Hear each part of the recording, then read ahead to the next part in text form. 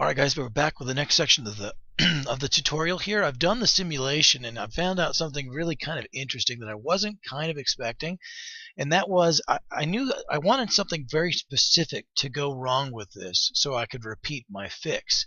Something different than I expected actually did go wrong with it. So what I wanted to go wrong didn't go wrong. I'll still show you the fix. And what I wasn't expecting, or what I hadn't planned for, or hadn't expected, that did go wrong, I think is a good thing too, because this is all sort of a learning experience.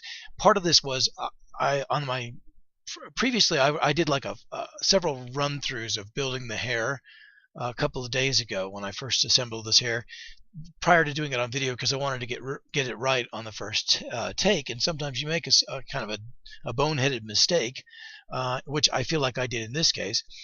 And I just didn't want you guys to put you guys or waste your time by showing you the boneheaded mistakes. But you know what? I think that it's actually kind of a good thing when we do make some mistakes, so you can see how easily they're correctable. And so I'll just scrub this through. We've done the simulation. I've added the hair shader. If you look a little closer, you can sort of see now it's a little bit wavier, and it's got the little the curls and the twists and what have you. So at the 1 second mark, it sort of falls down into place, and everything really is looking pretty good here. The main difference in this hair that we've just created, as opposed to the hair that I first created, isn't really in the styling. It's that I put the length quite a bit longer down the back, and for that reason, the fix that I had earlier doesn't work, or isn't necessary, because as I scrub through the animation, you're going to see that she turns her head to the left and to the right. The hair doesn't come over the shoulders. It does, but not that long hair in the back, the stuff that's free flowing. The stuff that's shaped does come over the shoulders for just a moment. And that would be okay. That wouldn't be a big problem, except I really wanted some of those back hairs to come over the shoulder too, so that you have that feeling that that back hair is kind of loose. And really this is all just down to the fact that in my scene, I've this hair that I just built is just longer, and so it's because it is longer, it's long enough that I can turn her head to the full degree of her turning her head, and that back hair doesn't make its way over the shoulder. It comes up and it acts like it might come over the shoulder, but it's just there's enough of it still back there that it drags it back down when her head goes the other way. Now this is not like a deal breaker problem, and I wanted to show you kind of the fix, because the first time I did this, I had the problem that the loose hair, it wasn't that it didn't come over the shoulder. It did. It was great that it came over the shoulder. The problem was after 2 or 3 shakes of the head, this loose hair would come over the shoulder, and then it would swing across her face. It would come, because some of it, it originates from over here, and it's sort of over there. It would come across her face and sort of swing down and hang weird, like a long, weird dreadlock or something. And it was a problem. I couldn't figure out how to, I increased the friction on the character in the effects tab, the friction on the hair to try to get it not to go that far. But whatever I did, it would still, because it was loose hair that didn't have any shape preset, and it naturally wanted to be back over here where the root started out, it would eventually shake itself free and work its way across the face, which really was not what I wanted at all. I'm going to tell you about the fix to that because it was really simple, and because I feel like an idiot because it took me so long to figure out. But the fix to that was very simple. I was thinking, man, I wish I had some way of just pinning that back hair in place so that it didn't slide forward. And of course, what I had forgotten, I'll sort of show this to illustrate. I'll flip on the front swoop group, and we'll just make it so that it's not visible. Now we're just looking at the back hairs. The front hairs are still there, by the way, but this is just a good way to look at the different parts of your hair in the scene. I'm using the director's camera, so it really doesn't matter that I spin it around. I'm not changing the render camera at all. And so some of this back hair would just swing and then work its way across the face, and it was just I was like, oh man, is this a limitation that I can't get around? If only I had some way to pin the hair at the root and let the stuff at the base swing free. If only I could do that. And probably some of you guys that are watching this are like, well, duh, there's a million ways to do it. And I finally figured it out. It took me a little while, but I was like, I wonder if I could just take let me scale this way down here, primitive, which is what I ended up doing. scale it down to, I don't know, 12% or something like that. And I just made it real thin because I didn't need it to be thick or anything. Whoops. Zap it down real nice and thin, both directions here, so it's sort of like a little spike. And I just put it up. I put it up into the hair set right where the edge of the, well, I'm way off. Let me get some perspective on this so I get a little closer to her. And zap. And I don't even need this for this experiment because the hair being longer, it's not actually doing that. It's not having that same problem. But if you wanted the control, you can certainly have it, because any primitive that you put in the scene, as long as you don't, uncheck the collide against hair tab, it will collide against hair. And so you could just sort of stick it in her head and make it invisible, and the hair will not, fall beyond that point, And you might think that this being in her head will disrupt the natural feng shui or the flow of the shaped hair that's like all out in front of here, because you're kind of sort of burying it in the mix. But really, if you started at the top of the animation, the shaped hair is just all around it. Your chances of hitting one of those shaped hairs is not very good. And yes, the shaped hair will also collide with this, but again, the shaped hair is not moving as much as the loose hair anyway, so that's not a problem. And the way you sort of keep it with her head, so that so whatever helper object you're using, which I recommend using whatever. I was doing some animations of having V4's proxy scrub her hand through her hair and tuck her hair behind her ear. I'm sure you guys have seen that little video. And at first I was just using the V4 proxy, but if you look at the V4 proxy, and I'll turn the model visible so you can see it, the hands are sort of like mittens. They're not very precise. They're not matched to the fingers anyway, and it was really getting some weird results that it would sort of stick to the hair in places I didn't want, or it would, I was really trying my best to try to make the fingers go in the right place and yet, have the effect of it. And I struggled with that for a little while, and then I was like, what an idiot I am. I could just use one of these little cylinders. I'll put it outside of her head at the start of the animation. At a certain point, I'll keyframe it so that it comes in and swoops back right in the ear area as her hand goes by that area. And then it'll hold it back there as long as I want.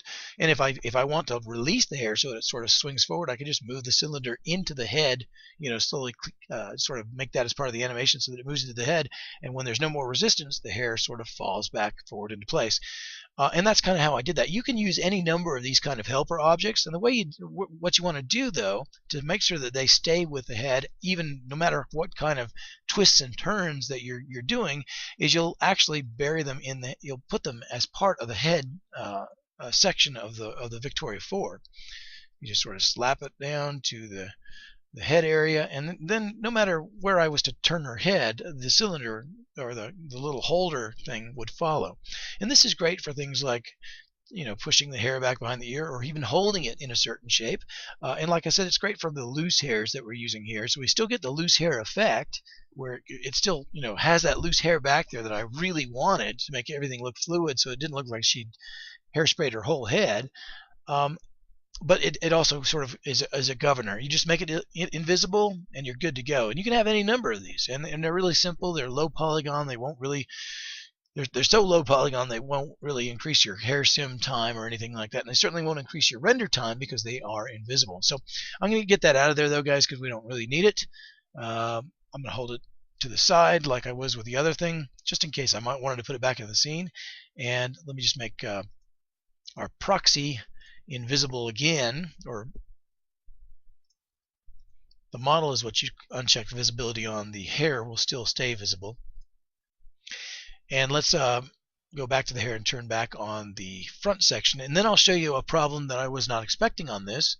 And it was because I did this as a run through several days ago, and I was like, yeah, I got it down, I can do it cold, no problem, because I knew that even when I was doing the run throughs, I could fix things really quickly, and I can here too.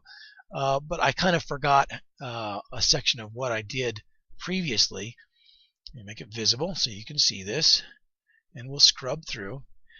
And it really kind of looks nice for most of the animation here, I kind of wanted those hairs to swing forward, but they didn't, and we can correct that by just shortening the hairs a little bit on the next sim.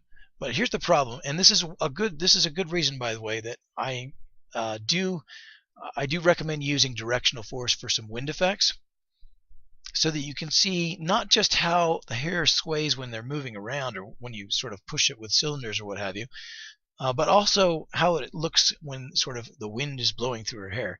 And I do want the shape retention at the front, and I also want sort of the free flowing at the back. You see the problem here?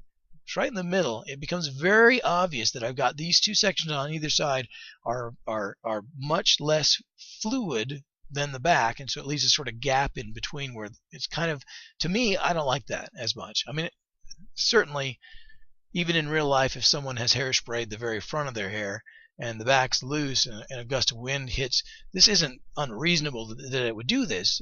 This can be realistic, but I just think it's prettier if there's sort of like, if there's a section, even if there's a sort of a heavier section and a lighter section, if it's sort of, there's not like a blank space too much in between that's too obvious. And that's really easy to correct. We're going to go back into the hair room and correct that. And here's what I did wrong and what I was misremembering. I didn't pull any of the hairs back over any of the shaped hairs from the front section back over the back. I left it as two separate sections. And that's really good practice for being able to see from the back and seeing where those two, I mean, if I had a whole bunch of other hairs sort of in the way, it might be a little harder to see what's going on. But it's not correct, or it's not what I want. So I'm actually going to, you know what I'm going to do? The back is always one of those areas that can get a little threadbare anyway. So I'm just going to add another back section right there. So we'll make this a 3-part hair instead of a 2-part hair, which is going to be cool beans. So we'll say this is going to be new hair group, back group only.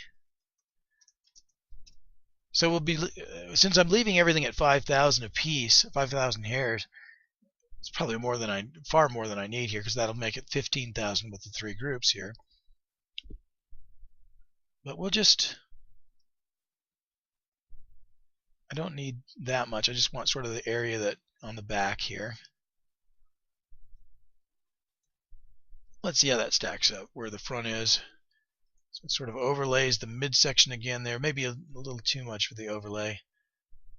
Let's go back to the back group here. No, that's right. That's right. We'll zap some of this down the sides and just sort of make it so that this corner and the other corner have a little extra hair. And then we'll just set our dynamics the same as the front hair, meaning that it was, I think, 20% shape, 75%, no, I think it was 70% of air damping, everything else being the same. I'm going to go back to the number of segments per hair, making that 35 again like I did previously. Hair count can stay the same. I don't need a heck of a lot of guides. Actually, I'm just going to place the guides, because this is really, if ever there was a section of hair that doesn't need a lot of guides, this is it.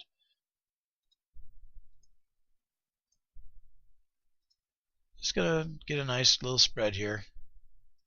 Not a ton, because I've actually gone heavy on guide hairs in the other 2 sections. And this is the least important section. It's just there sort of for filler. But I don't want it to behave too unnaturally. Here we are at 16 guide hairs. I think that's probably more than enough. One more. Won't hurt anything. And then I'm just going to brush it down into place. Actually, I'm going to simulate it. I'm just going to let it fall. I don't see any reason that it wouldn't fall in the right place all by itself. So why don't we see what happens?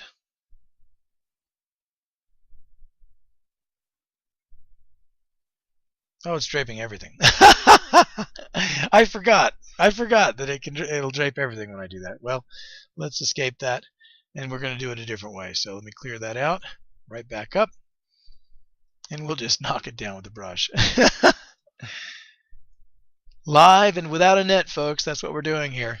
But I hope that one of the things you take from this is, if you make a mistake, no big deal, easy to fix. Everything in here is very forgiving. So Not the end of the world if you make a mistake. Let's just zap it on down there. I'm actually starting to think, man, I probably should have done this as just added on some more guide hairs to that front section and done it that way so I could see the front section and the back section at about the same time. But that's okay. I'm going to make the collision distance enabled here so I don't drag it through let me go ahead and push it. So I push it out. Not 0.1 though. 107. Apply that. Yeah, I did pull it through a little bit through the scalp, so it's always worth double checking that. Brush it on down. Generally, get it on down there. I cannot, since I've pushed that collision distance. There's no way that I can, theoretically at least, that I can pull it through the skull. And we just kind of wanted it in the general area. Well, actually, this is shaped hair, so we want to be a little more precise. But it's shaped hair that you can't see, so it doesn't have to be that precise.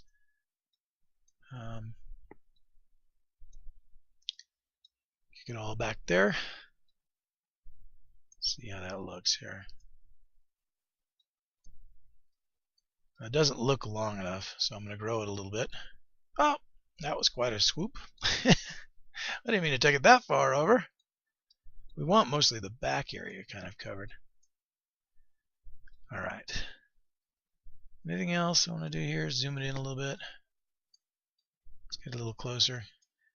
It's amazing what you can do just with the brush, just at the tips. If you have that stiffness eye, you really can get it kind of ship shape pretty quick there. I used to think with the hair room, oh, I'm going to have to be here for hours and I'll have to check each part of the strand and it's got to be so precise or else, I'll never get it right. It'll be terrible. But especially with a wavy body hairstyle like this where there's lots of body, we kind of want it to be a little bit scattered. That's what it naturally does. And if we'd made it super even and precise, it wouldn't be right. You could make it even and precise with a super straight hair style. That's a little less forgiving than this wavy style. But even with the super straight hairs, I don't think it's necessary too much. As time goes on, I've already got in mind several other hairstyles. I keep looking through the desk store at other prop hairs and thinking, I could do that better. I could do that better. I could do that fast. I could whip that together and do it better. And surely could with the hair room. So as we start to go along here, I think I might do one more hair tutorial on something that's even more complex than this. Just to sort of as a proof of concept, to prove that you can have more than one hair on the body at the same time. And by the way, I didn't mention this before, but there's a cool little section down here that's easy to forget or miss, and this is specific to each section of hair. So you can see it's on the dynamics tab for the back group. It'll also be on there for the front group or the main group, and each of them can have their own settings up here as far as the draping and the simulations goes. But there's also down here, this is a little tab where you can include or exclude scene forces. So if I wanted one part of the hair to be affected by the wind and another part not to be affected by gravity and have it different in each section, I'm trying to envision why that would be useful, but I think it's kind of cool that you can do it, and so that gives you a lot of freedom and latitude. Let me make the hair a little longer here, and I've still got it set for 2. That's a little too much. I'm going to say 1.3, I think is about right. Doesn't have to be much. That might even be too much right there. Let's take a look and see in comparison to the rest of the hair groups what this looks like, especially the front group, because we want this to tie into the front group more than anything else. It's too long for that, so I'm actually going to zap that back a little bit in the back group. The back hair group, the one that's loose hair, we know it's too short or it's too long to fall over the shoulders naturally like I want it to. So I'm going to cut that back now too while I'm thinking about it, because why not? It'll also make it nicer and a little bit more even. Now let's see, is that about right? With the front group, it's a little longer than the front group, but that's okay because most of that front group that we see there is coming from the front. We want it to be about equidistant. Let's see how it is for the back group. The back group is about here. The main group is just a little higher. So we'll scale back, we'll zip it back, but not much.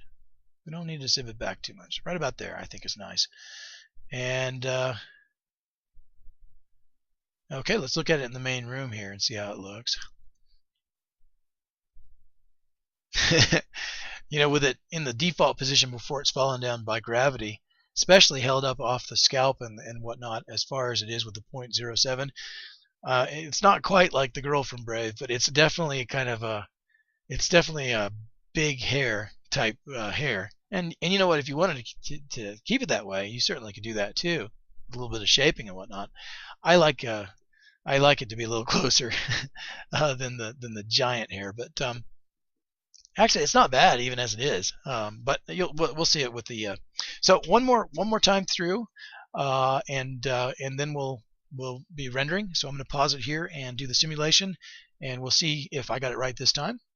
And there's always something I forgot to say, and I'm blanking on it. But I remembered right before I started the tutorial there was one other thing I wanted to definitely share.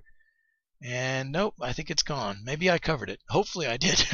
If not, I'll come back to it in the third tutorial. But let's pause things here. We'll run the simulation, then we'll run the animation and see what we've come up with.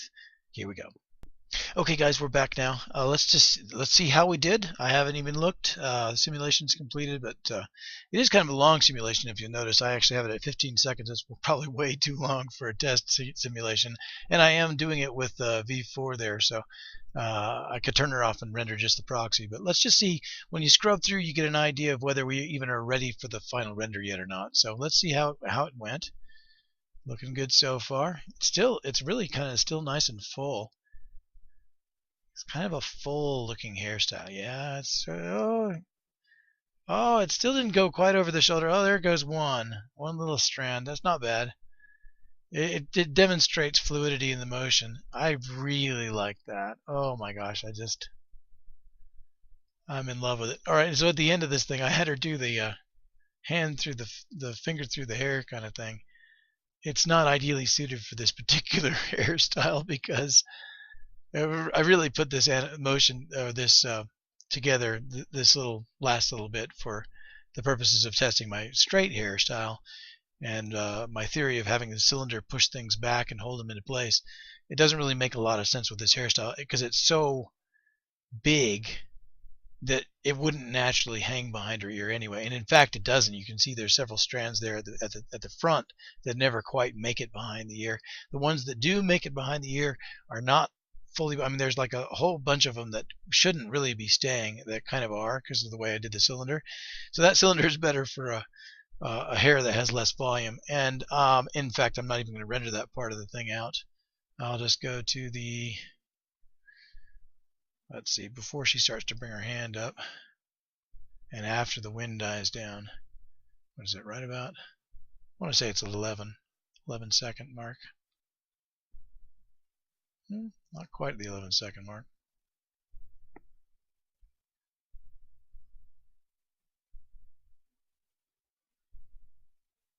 Well, 11:08. And I'll cut out the first second, but generally I think that's looking great. This is what we want. This is how we do it. I still have it just a little longer so that it's not making its way over the shoulders. And the other thing that's going on with that too is the shaped hair. I have a lot more of it than I may have had previously because I only had shaped hair in one section and now I have got two. The shaped hair, remember, hair collides against itself too, and so those shaped hairs are kind of holding the rest of the mass back there too. And that's not a bad thing, but especially if I get just a little bit sort of squirreling its way forward so that you can tell, hey, there's some looseness back there. I really like it. So I'm going to pause here. We're going to do the final render and then the wrap up, and we'll talk about the one thing that I forgot, and hopefully I'll have remembered it by then. I remembered it while I was doing the simulation, and I'm blanking on it now that I'm speaking. So quick pause, we'll do the animation and come back. Okay, we're back after the render, and you never know for sure. You can do quite a bit of foresight by just scrubbing through the animation bar in the assembly room to see how your hair is behaving generally and get an idea about whether, hey, there's some major stuff I need to correct before I even bother to render. But you never know for sure. The final test is when you do a render and apply some scene forces. And in this case, I'm not 100% happy. I don't think I did quite as good of a job in this run through of this particular one as when I first created the hair style. So, left to my own devices, I probably am going to go back and do a little tweaking and whatnot. Of course, I've already got the hairstyle I built it before, and I followed the same path to do it again. It's just that it's I'll just show you what I mean here. It's decent.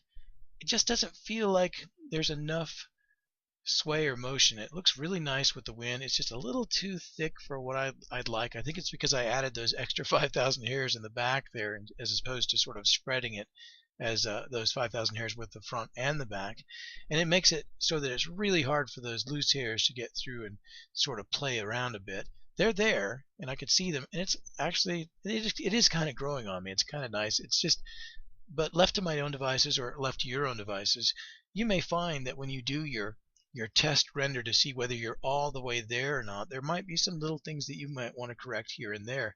And hopefully I've given you the tools now.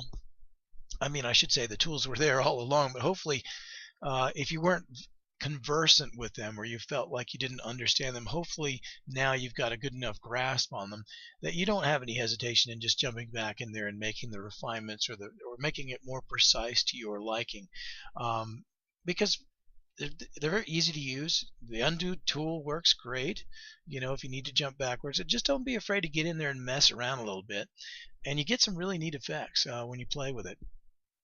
A couple of things that I wanted to touch on that I haven't mentioned. One is volumetric lighting with Carrara hair. Carrara hair does not work well with volumetric lighting. As I understand it, someone explained it once in the forums that the hair itself is a volumetric effect, and so when volumetric light hits it, it doesn't go well. I don't use a lot of volumetric lights, but if you do in your scenes, like maybe volumetric spotlights all over the place with volumetric particle effects and whatnot, just be aware that Carrara hair is it does not do the best with volumetric lighting. So I wanted to put that out there because I hadn't mentioned it before, because I don't think of it because I don't use it really that much. But if you do, just be aware. The other things I wanted to mention was in relation to the fact that I'm going to be trying to put together a community library of these hairs, and to that end I wanted to show this figure. I know I mentioned it earlier, but this is it's a low poly figure that Diomede from the Carrara forums over at Daz has sort of graciously created and donated for the community's use. You can find it on sharecg.com or in the I'll try and make sure I have links to his Share CG page in any of the tutorials so you can find it easily. I love this thing, and the reason I actually like it even more than the V4 proxy, first off, fingers if you wanted to use those, and and a nose. You can sort of even see the mouth here and the ears, and so it's really easy to draw hair on this thing. You can sort of see where the hairline will be in relation to where the eyes might fall, just because of the position of the nose and the ears. It's really easy to draw hair around the ears so that it doesn't grow through the ears or anything like that. It's just a fantastic shape, and I'm very grateful that he was willing to do that. I'm going to be in the next couple of weeks or so, maybe even sooner than that if I get some time together. I want to do just it looks like the method of putting a universal hair, the days of having just a hairstyle that has just got to be matched to Victoria 4's head and no other, and too bad so sad if you always wanted it on Michael 4's head or Victoria 3's head or Genesis 1 or Genesis 2 male or female or whatever. Too bad it was made for that one specific grouping of polygons and that one specific geometry for Victoria 4's head, and you just got to lump it. Those days are over with the advent of these proxy figures. And what I'm thinking of doing is removing the head, sort of disattaching it, and using this head as a common basis to put together any hairstyles that I might create along the way, the two really fairly simple ones plus anything else that I might want to do, and draw them, instead of drawing them on the Victoria 4 or even the Victoria 4 proxy. I'm going to draw them or grow them from this head is my plan. And then the idea is that you can then take that hair and the head and you drop it in your scene onto whatever your character's head is in the default position.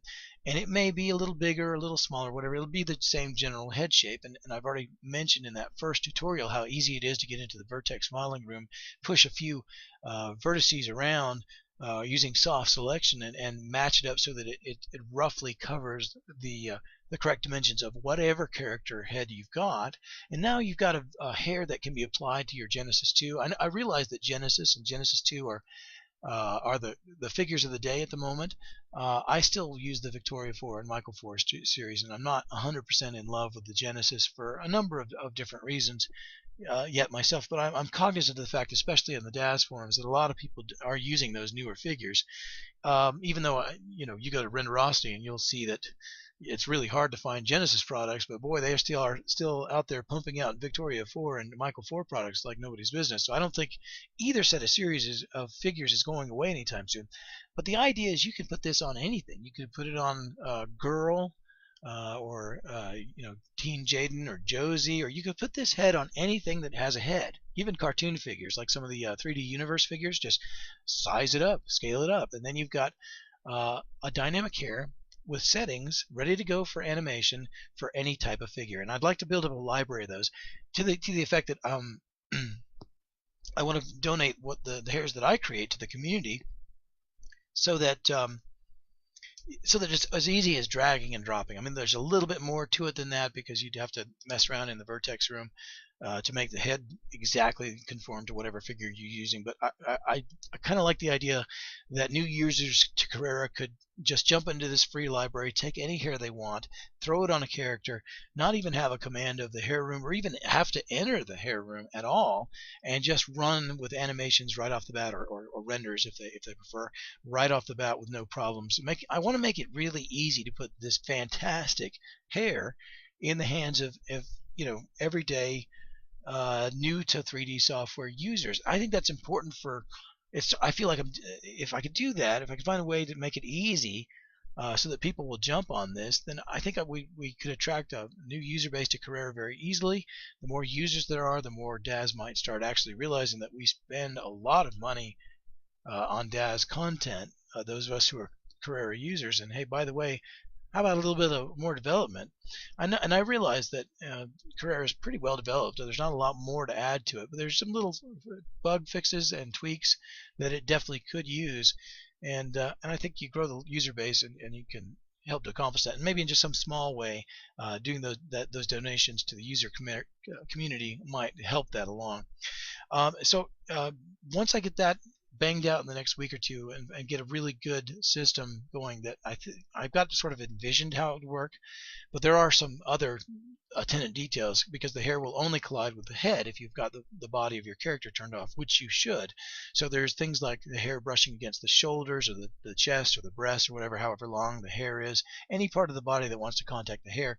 I've shown you those primitive cylinders, and that's a really quick and easy way to make a collision anywhere you need a collision to occur. I mean, you could just throw a little primitive cylinder right here on his shoulders and have it ride his, I guess it would be the collarbone in most of the DAS figures, that it would ride right there, and then it just goes wherever he goes, and the hair brushes against it. But I'll try to do a lot of testing and refining to make sure that this is a method that will work to make a universal Carrara hair for every figure. And when it does, I'll find a way to put together some hairs to start the library, and hopefully others will contribute. But even if they don't, I think that I can, just by myself, because I'm kind of fascinated with Carrara hair at the moment here. I've already got like 12 projects in mind of new hairstyles. I'm like, oh boy, I could do that. I could do a ponytail, you betcha, no problem. Whatever it might be, and hopefully my enthusiasm will last on that, and I'll put together a fairly decent sized library. And when that happens, I'll also put together sort of a basic tutorial where you don't have to know anything about the hair room, or anything much about the hair room to use these Carrara hairs, and we'll put them out for the community. In the meantime, I hope I've given you guys, even though this is not like my ideal result here, I feel like I did better with the hair before the first pass through. I kind of, well, actually it's growing on me. it's got its charms. I can easily refine it, and I think the point of the exercise is so you guys could see all the different tools in action. We made a few mistakes, we made a few corrections, and I hope you just get a grasp on how easy it is to put these together, because this is a more complex hair than the first one, yes. The first one I could put together in under 5 minutes, no sweat. This one might take maybe 7 or 8 minutes. It's not like a long time to put this together either. And then the simulations aren't long, the renders aren't long because I've got the low settings.